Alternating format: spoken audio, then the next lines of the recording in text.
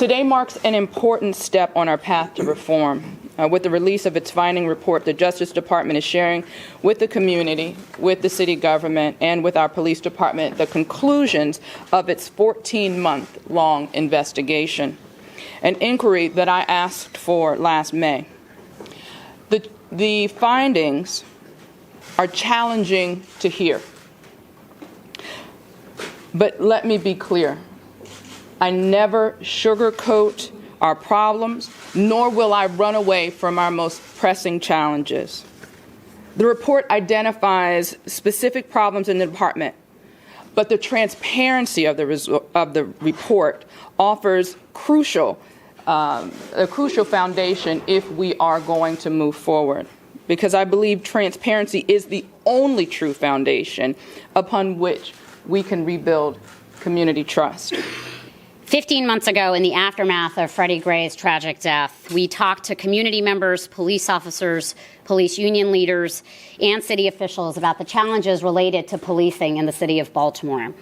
With law enforcement and statistical experts, we reviewed thousands of pages of documents covering 2010 to 2016, including policies and training materials, internal affairs data on stop searches and arrests, and use of force reports.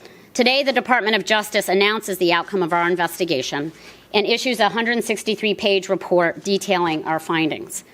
We conclude that there is reasonable cause to believe that BPD engages in a pattern or practice of conduct that violates the Constitution and federal anti-discrimination law. BPD engages in a pattern or practice of making unconstitutional stops, searches, and arrests, using enforcement strategies that produce severe and unjustified disparities in the rates of stops, searches, and arrests of African Americans, using excessive force, and retaliating against people engaging in constitutionally protected expression. These violations have deeply eroded the mutual trust between BPD and the community it serves, trust that is essential to effective policing as well as to officer and public safety.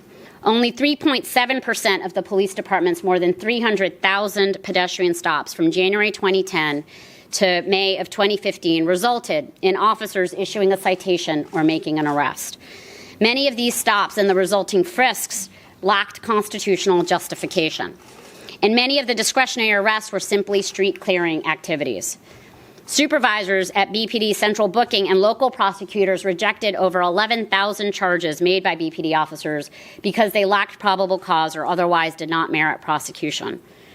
The city's African American residents and African American neighborhoods bore the brunt of this activity. Out of the data we surveyed, the police department made roughly 44% of its stops in two small, predominantly African American districts that contain only 11% of the city's population.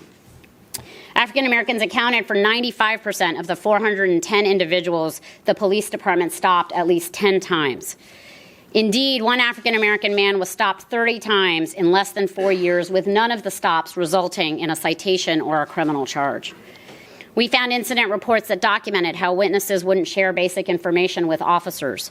We read several reports where the person who had originally called the police or needed assistance refused to cooperate after becoming upset by the police response. And when residents don't trust the police, the distrust makes it harder for officers to prevent and solve crimes. In the coming days and weeks ahead, the Justice Department will be meeting with and reaching out to community members and law enforcement to hear their ideas, your ideas about the kind of police department you want to see in your community. And we need the energy of this entire community to help us craft those details in our consent decree and to drive real and lasting change in the city. And so we urge all of you to remain engaged. Whether in Baltimore or around the country, police reform won't happen overnight or by chance. These problems were not created overnight. It's going to take time, and it's going to require focused effort and a sustained commitment.